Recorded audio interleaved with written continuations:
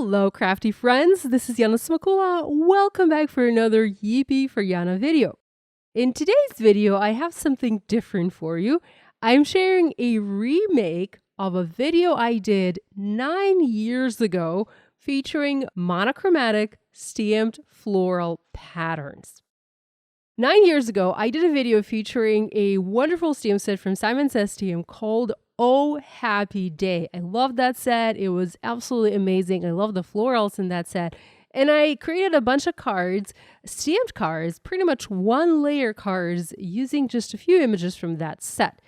In the recent release, in the recent Simon Says TM release, Friends Like You, there is a remake of that stamp set and it is called Happy Day. When I saw that stamp set, I was like, oh my gosh, this is brilliant. I love that this stamp set is back because it was so fantastic. It was absolutely amazing. And of course, I wanted to redo the video I did 9 years ago and share new tips and tricks with you, show you new ways, or maybe the same way, but slightly different way to create monochromatic stamped floral patterns. So here's a look at this stamp set, at the new version of this stamp set. We have that large bloom. That's the main image I will be using today, and also a little flower center. Now there's also a bunch of sentiments in the new version of that stamp set, and I will also use one of those sentiments on all of my cards. To create the monochromatic stamped patterns that I'm sharing in this video, you will need at least 3 shades of one ink color. I have 4 options for you, but if you look at the Simon Says TM Pawsitively saturated inks, each color comes, or each color family comes in set of 3. So you can pick up whichever one of those that you like best. Maybe you are a fan of purple colors or blue or teal or green or, pink, whichever is your favorite or whichever one you have. You just need to make sure you have 3 colors or 3 shades of one color to stamp this pattern. I'm using a clear block. I'm not using a MISTI, although you certainly can use a stamp positioning tool to create a pattern like this. However, using a clear block is much, much faster because we are going to do quite a lot of stamping. So I have a clear block that is large enough to fit my main floral image, and I'm going to do my stamping. The key here is to stamp the flower in groupings of 3 or 5 using the same color of ink. I have started with my lightest color, Melon, and this color family is Melon, Cantaloupe, and Sherbet.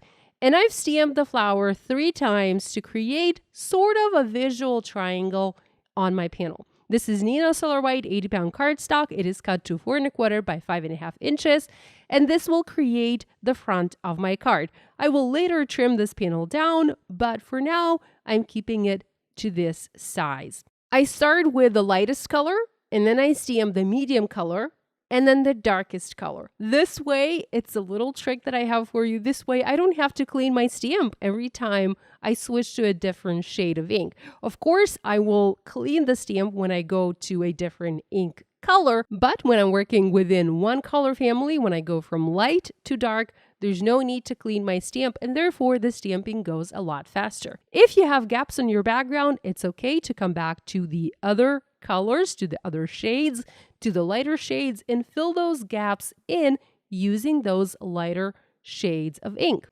Now we also have this flower center image in this stamp set, and I like to stamp that using the darkest shade of whichever color I'm working with. And that just adds additional interest to the background. You don't have to do this, but I kind of like to, and I quite like the end result. You can also use different shades of ink for the flower center, but like I said, I just like to go with the darkest shade for the background. And this is the look at our first background. I just love the colors. I'm going to set this one aside, and let's go ahead and repeat. Next, I'm using pinks, and now I have carnation, peony, and rose. Once again, I'm starting with the lightest ink color, and I'm stamping my flowers, creating a triangle on the background. Again, this is that same paper, Neenah Solar White 80-pound, cut to 4 1/4 by 5.5 inches. Moving on to the next color, peony, in stamping those flowers. I'm going to speed up this portion of the video because I'm just repeating everything, and you can see that this really takes no time at all to stamp. Overall, one background took me probably 2 to 3 minutes to stamp, maybe even less. If I'm just stamping flowers, that's definitely 2 minutes. If I'm adding the flower centers, well, yeah, maybe there's another minute that I'm spending on the background. We're not really rushing here, but what I'm trying to say is you have cool looking background with minimal effort, not a lot of supplies, and you really are not spending a ton of time creating a background like this. So if you have this stamp set, I encourage you to give this idea a try. If you do not have this stamp set, maybe you have similar images in your stash and you can give them a go. So just grab your colored inks. Maybe you have the Simon Says Stamp Pawsitively saturated inks in the same color families, or other colors, other shades. Go ahead and give them a try and create those beautiful backgrounds. You will notice that there's quite a lot of overlap happening on this panel, and that's exactly how we want to stamp these images. We are not masking these flowers, we are overlapping them as much as we can, and therefore, we really don't need to worry about any imperfections. You might have noticed I stamped 1 or 2 flowers imperfectly onto my background. I didn't have a full impression, but I didn't worry because I knew I would layer additional images over that, and once everything was finished, the imperfection really would not be visible. Now we are working on the last background I have for you today, and I'm using Cheeky, Blush, and Pucker inks to stamp this one. You can see that I started right away by stamping 5 flowers using my lightest ink color. I knew I'd be coming back to that lightest ink, so I went ahead and I stamped more flowers to begin with. Now, I also have one more pattern. I didn't film how I made it, but I have a yellow pattern for you, and for that pattern, I used butter, zest, and honey. In fact, that one I think is my favorite. I just really like the look of yellow. With the stamping done, I trimmed the panels to 3 3/4 by 5 inches, so I have a nice white border on the finished card.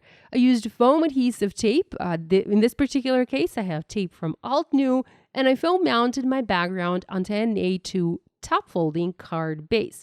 Next, I stamped Have a Happy Day sentiments for all of my cards. I'm using just one sentiment. I really like this particular message. I like the font, I like the size, I like the placement of the images.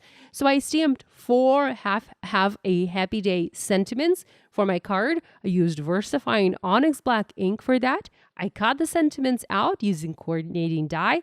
I backed them up with another layer of cardstock, and I foam mounted the sentiments onto my card using regular foam adhesive squares.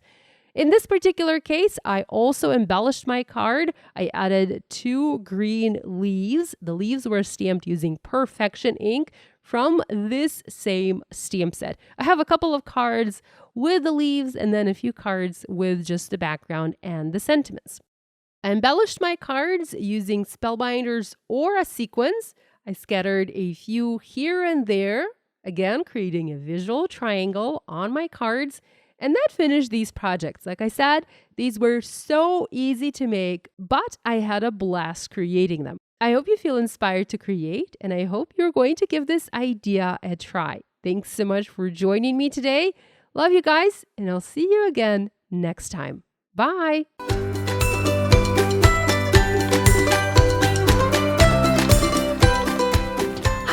I'm Heidi, Simon's mama and founder at simonsaysstamp.com. Thank you so much for watching our video. If you like what you just saw, be sure to press the thumbs up and subscribe to see more great content.